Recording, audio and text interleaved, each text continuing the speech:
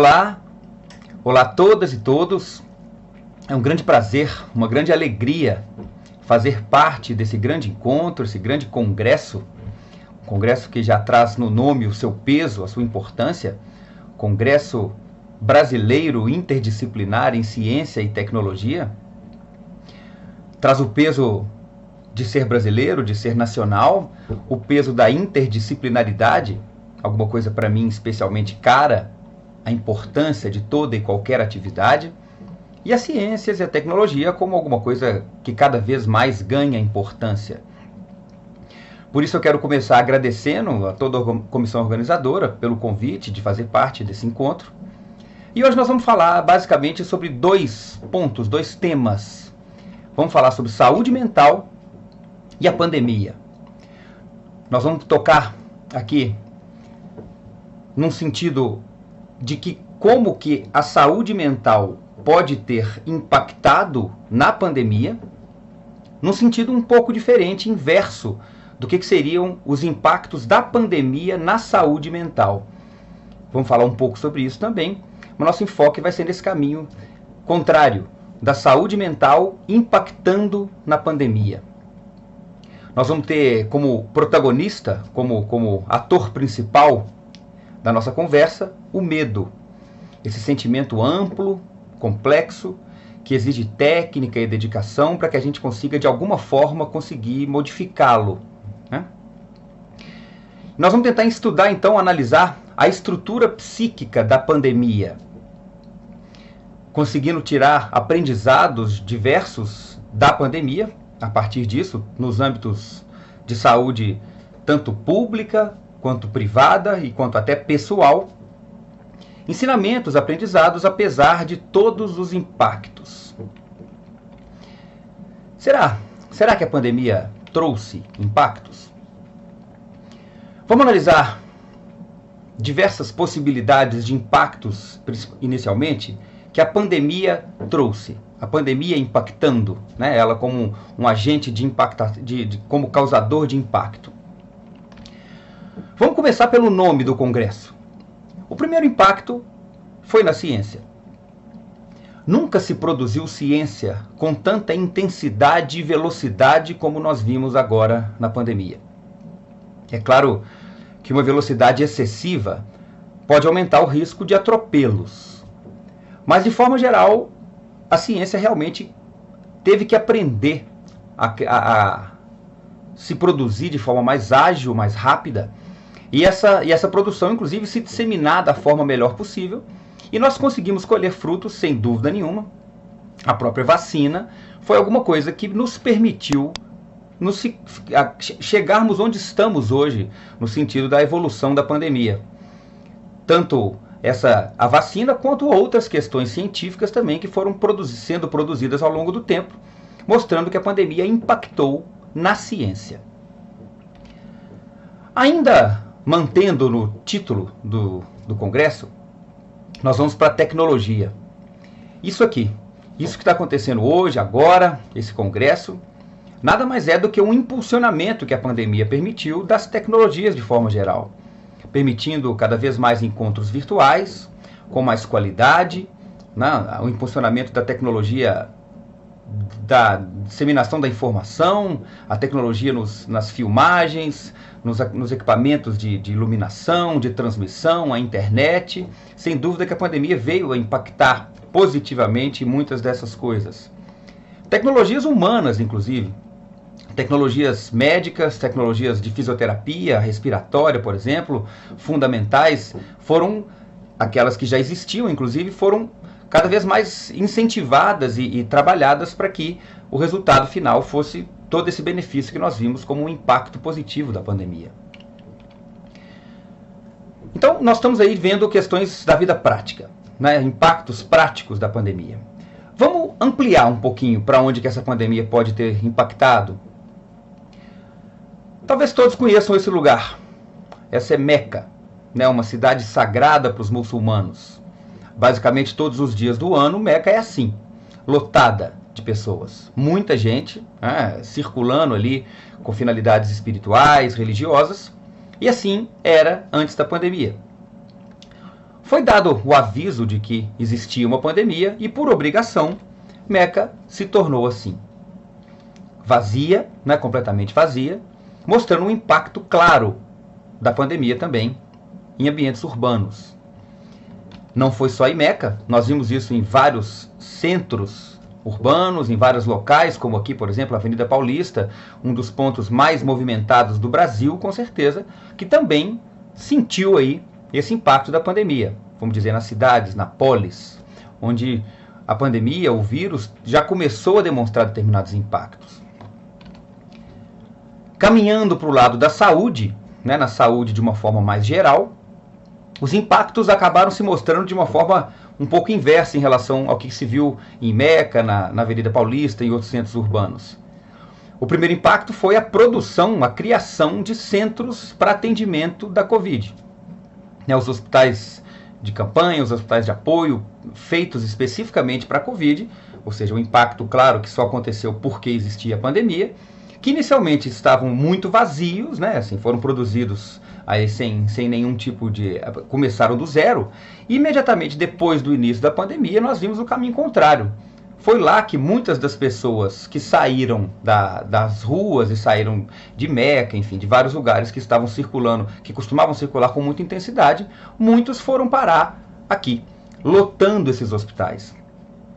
Tanto a equipe de saúde, de profissionais de saúde, quanto os pacientes chegaram em condições, em momentos da pandemia, de grande lotação, grande intensidade. E é forte, porque nós olhamos para essa imagem e já dá para poder sentir o sofrimento. O sofrimento dos pacientes, de pessoas que foram internadas sem poder fazer contato com seus familiares, com seus acompanhantes, seus amigos. O sofrimento da equipe de saúde, também sobrecarregada por várias atividades sendo feitas ali. Então, um impacto muito claro também da pandemia na saúde como um todo. Então, vimos vários tipos de impacto. Vimos os impactos na ciência, os impactos na tecnologia, impactos relacionados à nossa vida prática, então. Depois vimos os impactos na polis, nas cidades. Vimos os impactos na saúde de uma forma mais geral. E agora a gente pode trazer para aquilo que de fato é mais presente, mais importante no tema escolhido para a gente conversar hoje, que são os impactos, então, na saúde mental especificamente. Vamos tentar compreender um pouco desses impactos aqui, analisando com detalhes, inicialmente, o que seriam os impactos da pandemia na saúde mental. Esse navio ficou famoso, né? Foi um navio que fez parte da história do início da pandemia. Talvez todos lembrem, né? O navio Diamond Princess, esse navio que saiu da costa do Japão, um cruzeiro, saiu em fevereiro de 2020, ou seja, bem ali nos primeiros movimentos relacionados à pandemia, e um navio bem cheio, né? Bastante movimentado, vamos dizer assim, que entre passageiros e tripulantes de mais de 28 países que estavam ali nesse cruzeiro, mais de 3.700 pessoas faziam parte desse navio. De repente, esse navio estava circulando ali, como normalmente sempre os cruzeiros circularam, e se teve a notícia de que uma pessoa que saiu desse cruzeiro testou, né, confirmou a infecção pelo coronavírus. Foi avisado, então, para todos que estavam dentro desse navio, de que eles teriam que entrar num processo de quarentena. Vamos nos imaginar dentro desse navio nessa hora. Como é que seria a reação? Uma doença nova, rodando o mundo, passando ali bem perto, né, na China, que já estava disseminando aí ao ponto de já trazer 425 óbitos. Foi dada essa notícia de que teria que ficar parado ali por muitos dias. No final das contas, foram 14 dias em quarentena. Imagina como é que foi recebida essa notícia pelas pessoas, né, passada pelos tripulantes, recebida pelos passageiros, pessoas que precisaram ficar paradas ali na costa durante muito tempo, 14 dias, meio sem saber como as coisas iriam evoluir, sem ter muitas notícias, enfim, gerando um grande impacto nessas pessoas que estavam ali dentro. Foram 712 casos confirmados, segundo as fontes que eu encontrei, com 10 óbitos no final das contas, depois no final de todo esse processo. Então nós tivemos aí uma quantidade grande de casos confirmados. Agora, como será que foi o impacto do medo? Será que alguém conseguiu ficar imune ao medo, recebendo essa notícia ali dentro de um navio desse? Com todo esse contexto, toda essa situação que se mostrou ali dentro? Então muitas dessas pessoas estavam ali dentro e começaram a desenvolver sintomas. Cansaço, falta de ar, dor no peito, náuseas, diarreia, sudorese, dormências e medo de morrer. De que seriam esses sintomas, né? A partir de que eles teriam causados por que condição? Nós sabemos que a Covid pode causar sintomas respiratórios, a Covid pode causar diversos tipos de sintomas gastrointestinais, muitos tipos de sintomas ainda sem saber se eram ou não eram Covid. Nessa fase inicial, então, nem se sabia, mas o fato é que sintomas como esse poderiam tranquilamente ser sintomas relacionados com a Covid, todos eles. Só que esses aqui essa é uma lista de sintomas de uma síndrome chamada síndrome do pânico. Um tipo de apresentação da ansiedade, uma crise aguda de ansiedade muito intensa, que traz esse medo de morrer, que é alguma coisa que muitas pessoas vinham apresentando por estarem ali, nesse caso específico, dentro de um cruzeiro, sabendo que uma doença potencialmente mortal estava se espalhando pelo mundo e eles estavam ali parados para poder entender melhor um pouco disso. Dá para entender bem o impacto disso, então, de uma forma muito ampla. Se a gente tirar de toda essa análise aí, sair do cruzeiro, sair da costa do Japão e trazer um pouquinho essa análise para o nosso país, para próximo de nós, vamos ver que tipo de cenário que a gente pode encontrar. Como que a pandemia encontrou o Brasil, vamos dizer assim.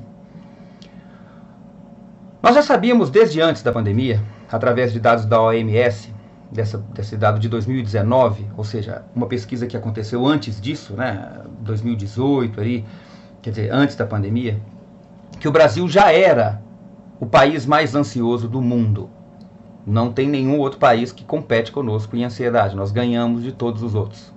E o quinto país mais depressivo, mais deprimido.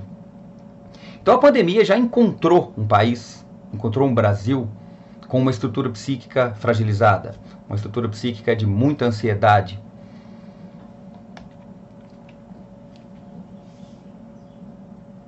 O Ministério da Saúde documentou isso numa análise bem aprofundada, e ele chamou que existiu ao longo da pandemia, claro, já encontrando aí um país como a gente estava ali antes da pandemia, o desenvolvimento de uma epidemia paralela, assim foi chamado pelo Ministério da Saúde. Uma epidemia que cursava com sofrimento psicológico, com sintomas psíquicos e com transtornos mentais. Nós sabemos que a pandemia foi dividida em ondas, né? Como é que seriam essas ondas, para a gente poder entender rapidamente aí isso que foi muito falado aí ao longo da pandemia. Uma primeira onda relacionada à sobrecarga do sistema, né? O sistema de saúde impactado imediatamente com uma quantidade muito grande de casos acontecendo simultaneamente, além da capacidade desse sistema de receber esses casos. A segunda onda relacionada aos doentes agudos, né? Então toda a verba, todos os esforços direcionados para atendimento da pandemia, faltou, né, dificuldade, né, aumentou a dificuldade para se cuidar dos casos agudos, das doenças que não paravam de acontecer, como sempre aconteceram. Veio uma terceira onda, podemos chamar de uma onda mais ambulatorial, né? Uma onda que afetou os doentes crônicos, as pessoas que já tinham doenças crônicas previamente e que começaram a ter dificuldades para controle dessas doenças, dessas condições crônicas aí, ambulatorialmente. E a quarta onda, que nós estamos inclusive surfando nela ainda até hoje, é a onda da saúde mental. A descompensação de saúde mental, com esses transtornos todos que nós estamos falando, relacionados a diversas causas, diversos fatores que nós vamos ver logo a seguir. O Ministério da Saúde determinou muito claramente grupos em risco psíquico. Eu acho que é bom que a gente frise também isso aqui, que seriam os idosos e doentes crônicos. Nós vimos que são grupos também diretamente relacionados com a própria Covid, né? Mas também com a descompensação psíquica, também os mesmos grupos, talvez até pelo mesmo motivo, estão em mais risco. Os profissionais da saúde que lidam diretamente ali com perdas, com situações difíceis, as pessoas que já previamente possuíam transtornos mentais e aquelas sujeitas a um estresse psicossocial mais intenso, condições de desigualdade, condições de maior dificuldade financeira, de recursos. Então estão esses aí, pessoas com mais probabilidade de receberem, de sofrerem esses impactos na saúde mental causados pela pandemia. Segundo a OMS, a depressão e a ansiedade, de uma forma geral, aumentaram 25% na pandemia. Vamos imaginar o Brasil, já o país mais ansioso e o quinto mais depressivo, o tanto que esse aumento impactou especificamente aqui em nós. Como que esses impactos acontecem? Através de que mecanismos que a pandemia e o vírus, de forma geral, podem impactar na saúde mental? Segundo esse estudo de 2022, agora muito recente, brasileiro, nós teríamos várias possibilidades aí de impacto na nossa saúde mental. Primeiro, uma ação direta do vírus no sistema nervoso central.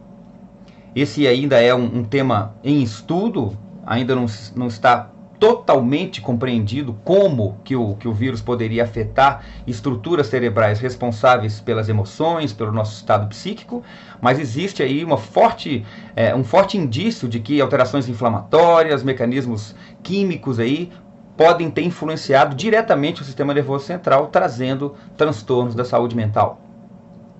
Obviamente, como qualquer outra coisa, os traumas, as experiências traumáticas que foram muito presentes na pandemia, relacionados ao isolamento social, às perdas, às limitações de todos os tipos, também impactaram na saúde mental.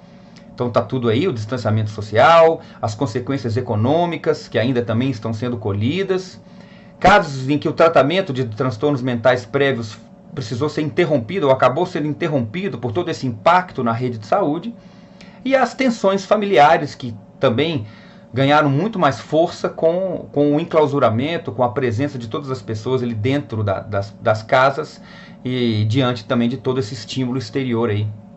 Então estão aí as causas, os mecanismos pelos quais a pandemia pode ter impactado na nossa saúde mental. Então, trazendo para o Brasil, nós conseguimos compreender que a pandemia já encontrou aqui no nosso país e impulsionou mais ainda pessoas, indivíduos emocionalmente frágeis.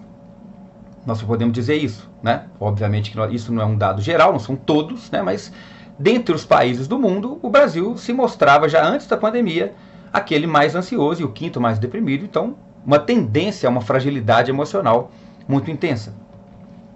Se nós tivéssemos condição de confirmar, né, através de testes, como os testes fundamentais que foram realizados na Covid, se conseguíssemos confirmar os casos de ansiedade, existisse como testar, é muito provável que o número de casos confirmados de ansiedade superou o número de casos confirmados de Covid-19.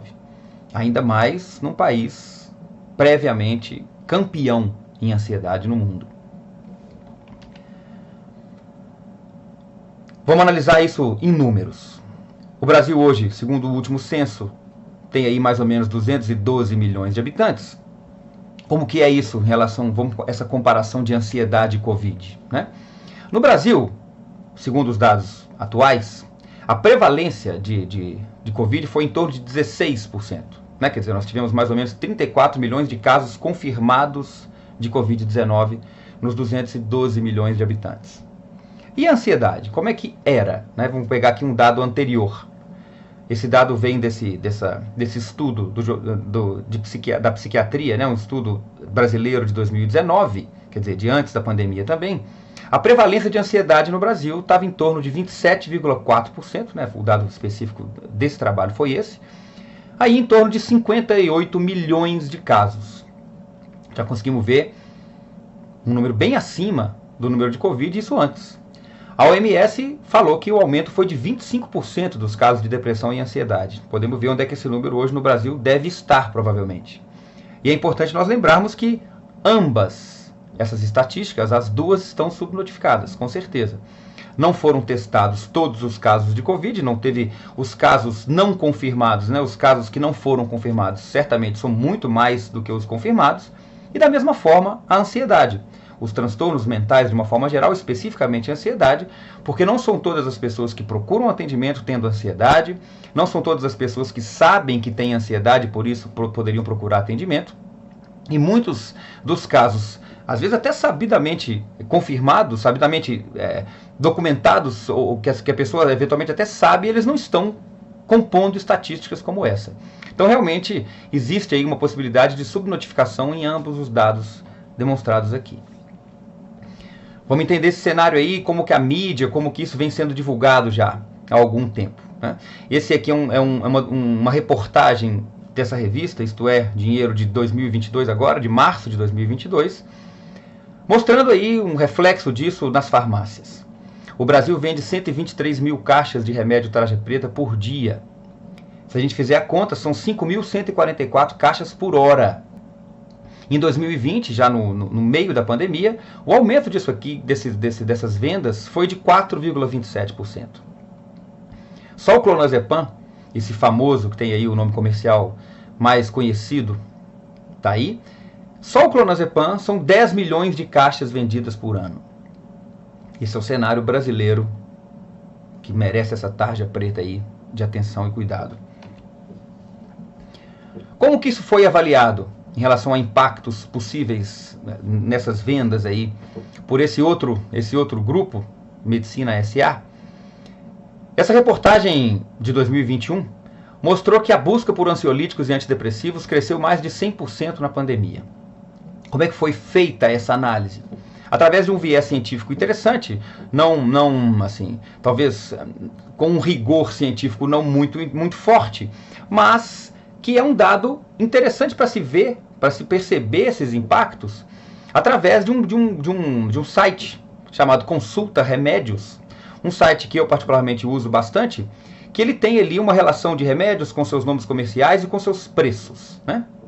Então eu particularmente gosto muito de usar esse site para consultar quando você vai prescrever um remédio para um paciente, quais seriam ali as opções de nomes comerciais, já que são vários disponíveis no mercado, e também para oferecer, às vezes, o melhor custo-benefício possível para o paciente, encontrando as medicações de laboratórios de confiança que têm um preço melhor, né? Então, quer dizer, eu particularmente vou usar esse site quanto mais eu vou estar atendendo aquele determinado tipo de condição, de doença, né? Se eu estou atendendo muito um determinado tipo de doença, existe a maior chance de eu usar mais esse site para buscas. As pessoas também, os pacientes também, tendem a usar mais esse site de consultas quando alguma coisa está acontecendo no entorno. Eles tendem a procurar mais situações de saúde aí, vigentes, acontecendo ao longo do tempo. Por exemplo, se acontecer uma explosão de procura por anticoncepcionais, é possível que exista aí no cenário mundial ou local algum tipo de questão envolvendo a concepção, né? Então, fato, o que aconteceu nessa análise deles aí, inicialmente aí de 2019 a começo de 2020, quer dizer, num cenário ainda antes da pandemia.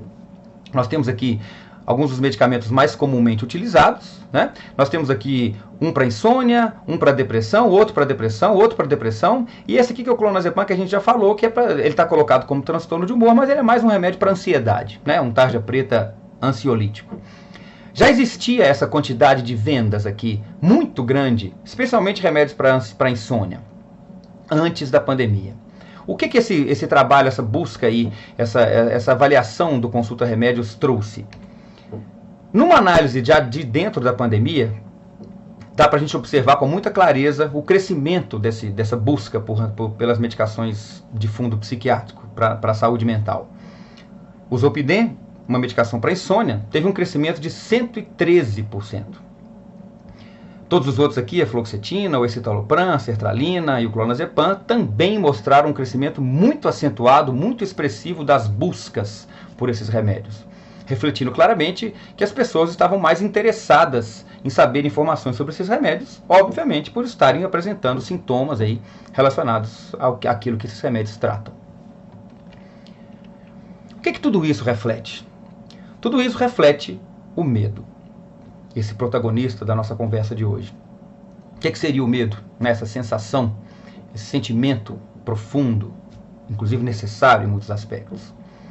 O medo, quando considerado patológico, ele está para a ansiedade da mesma forma que a tristeza está para a depressão.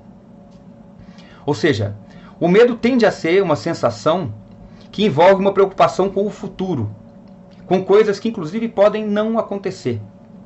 Né? O medo é esse sentimento muitas vezes perigoso, paralisante, muitas outras vezes necessário, mas que quando em condição, em intensidade muito grande, ele pode estar associado a problemas.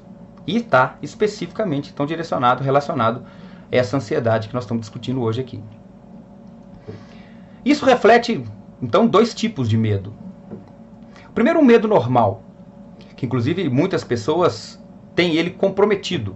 Né? Nós temos pessoas que têm uma dificuldade de analisar risco, né?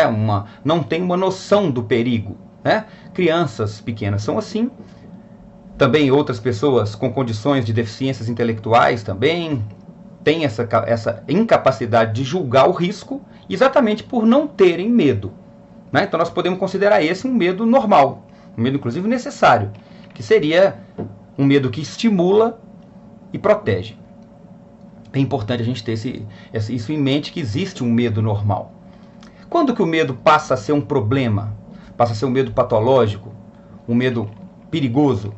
Quando ele nos paralisa e nos perturba. E é desse que nós estamos falando aqui ao longo dessa conversa. Onde que as pessoas, então, que saíram da circulação das cidades foram parar? Muitas, nós já vimos, foram para os hospitais, como nós mostramos lá no início. Algumas outras praticamente não foram impactadas. Tiveram o privilégio de ter condições aí financeiras, econômicas, de trabalho, que permitiram ficar em casa, né? Utilizando recursos de delivery, né? Alimentando sem precisar de sair de casa, às vezes condição de utilizar serviços de streaming, né? Para poder assistir filmes, séries. Quer dizer, o impacto pode ter sido pequeno em muitas pessoas. Em alguns aspectos, até algumas pessoas podem ter gostado desse momento de ficar isolado socialmente. Muitas pessoas não puderam cumprir essa regra por motivos de sobrevivência. Se parassem de trabalhar, não conseguiam comer. E, infelizmente, essas pessoas foram as mais afetadas, muitas vezes tanto emocionalmente quanto fisicamente, pelos impactos da pandemia. Mas fato é que muitas dessas pessoas, então, estavam dentro de casa, às vezes encarceradas por muito tempo, né? Presas aí nesse distanciamento social durante muito tempo, e puderam desenvolver uma diversidade de sintomas. Temos aqui uma lista grande de sintomas. É possível que todos lembrem disso, né? Durante muito tempo, até que se conhecesse melhor a Covid, em grupos aí, inclusive grupos médicos e tudo, muito se falava que a Covid poderia causar tudo. Né? Se pensava que qualquer coisa poderia ser Covid-19. Tudo. Alterações, às vezes, muito sutis, por exemplo, da regularidade do ciclo menstrual, às vezes alterações urinárias específicas, do hábito intestinal, quer dizer, estava num momento realmente muito confuso, de muita dúvida. Tudo poderia ser Covid, isso a gente ouvia com alguma frequência. Mas nós temos uma lista aqui muito grande de coisas, então, que podem acontecer nesse contexto aí, muito intenso.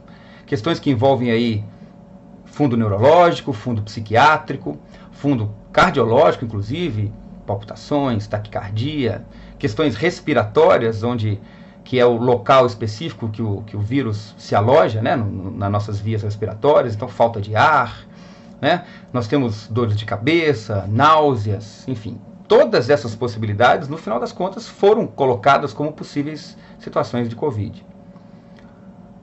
Mas, mais uma vez, ao que se refere essa lista? Essa lista é uma lista sintetizada, né, e didática do que são os sintomas da ansiedade.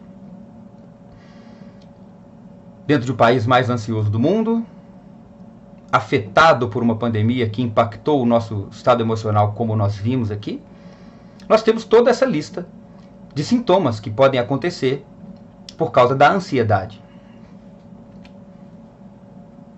Então nós temos sintomas que eventualmente podem ser da Covid, justificavam toda a preocupação relacionada com isso, mas muitos desses sintomas emocionais, sintomas causados pela própria ansiedade.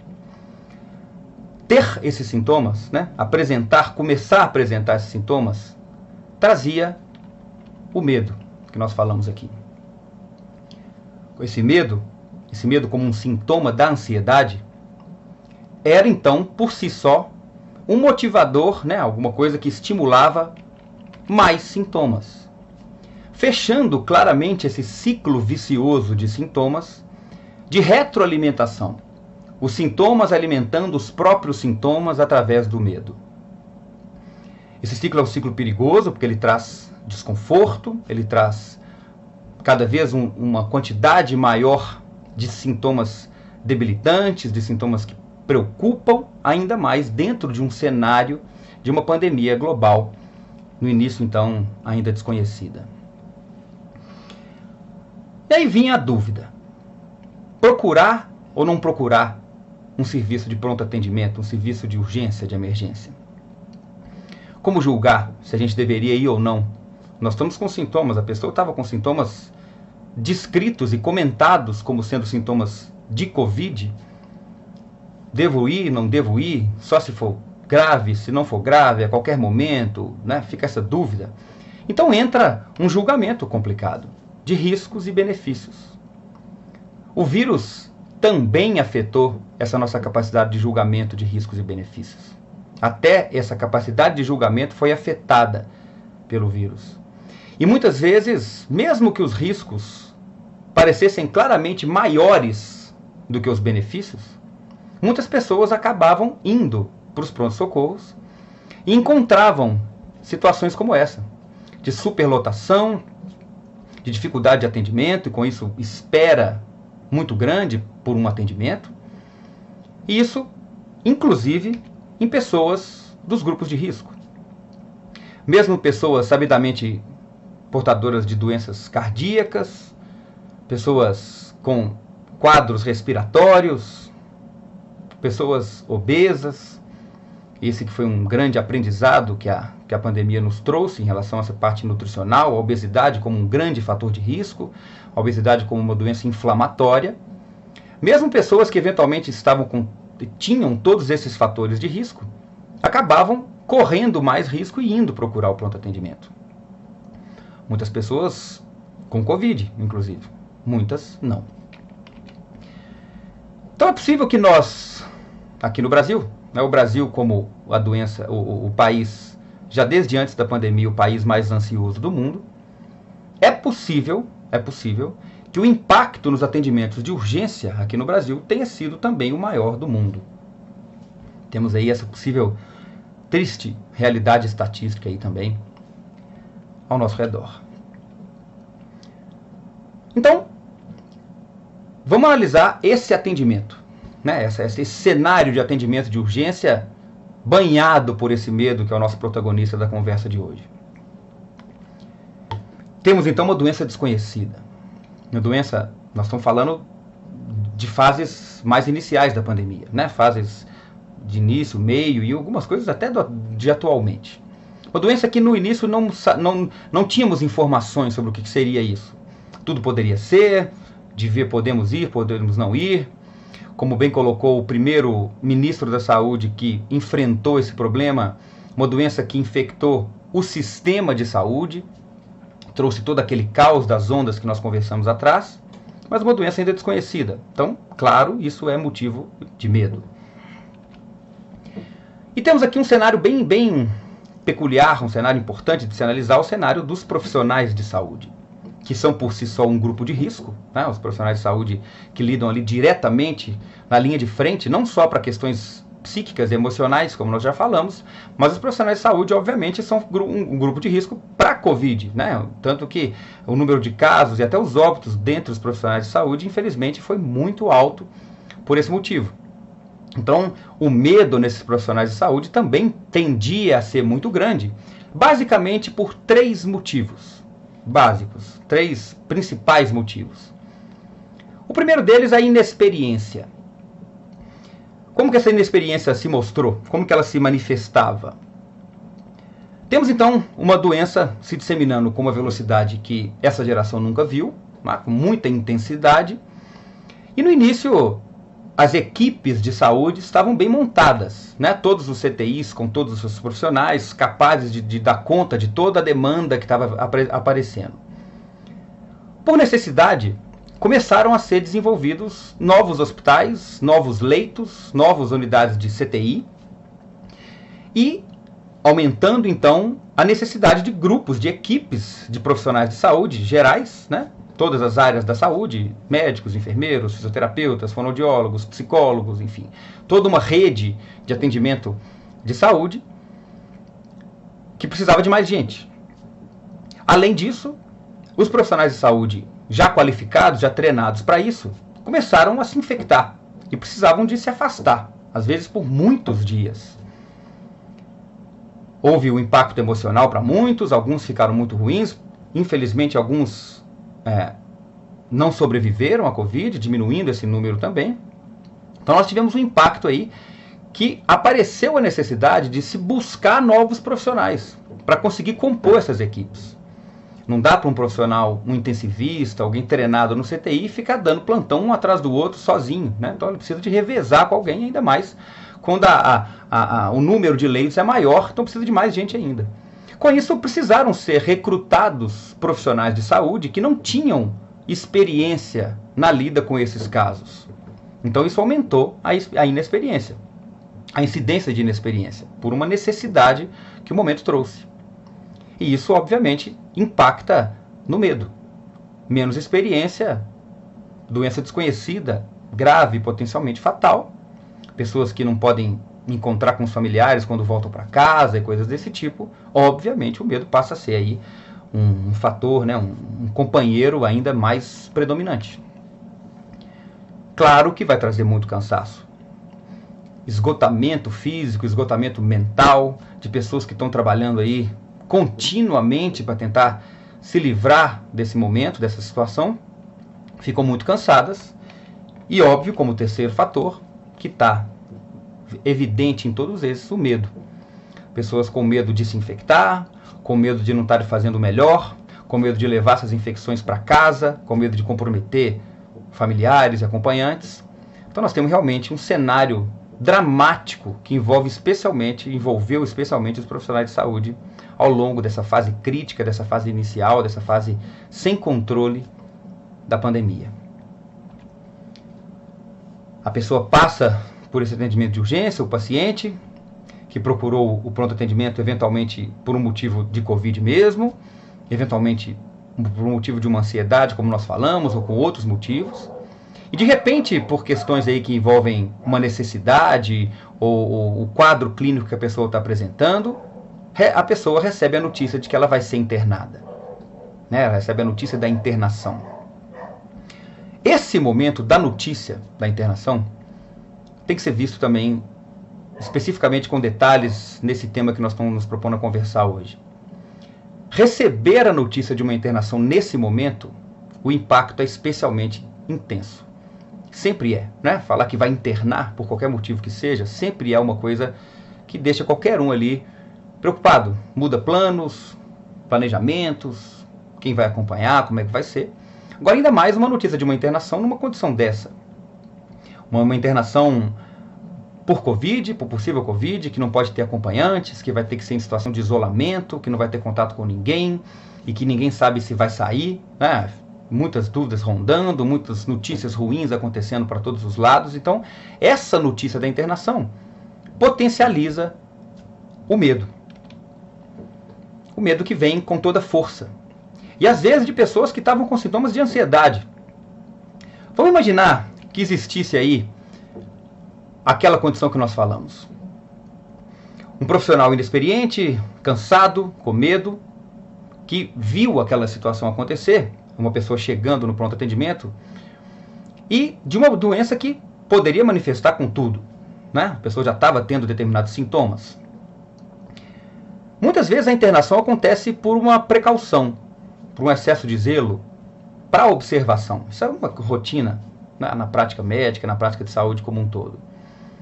Se nós temos profissionais inexperientes diante de uma doença desconhecida, de um cenário que ainda está por se abrir, né, a possibilidade de internações por precaução também aumenta. Claro, para observação dos casos. Então nós pegamos uma pessoa já previamente ansiosa, isso nós estamos falando, não são todas, né? Nós não podemos esquecer de tudo que é importante frisar, como nós já frisamos, em relação aos casos graves, em relação aos casos de Covid mesmo que aconteceram, que internaram, que evoluíram mal, que evoluíram bem. Nós estamos deixando esse grupo importantíssimo de lado. Nós estamos analisando esse caso especificamente de pessoas que internaram e procuraram pronto atendimento por motivos de ansiedade. Às vezes com Covid mesmo, uma Covid que poderia ser muito leve, mas que manifestou com mais intensidade por causa da ansiedade. Imagina essa pessoa receber essa notícia, com toda a intensidade do cenário, do momento. É muito possível que essa pessoa exacerbe os seus sintomas de ansiedade recebendo a notícia, causando uma profusão de sintomas.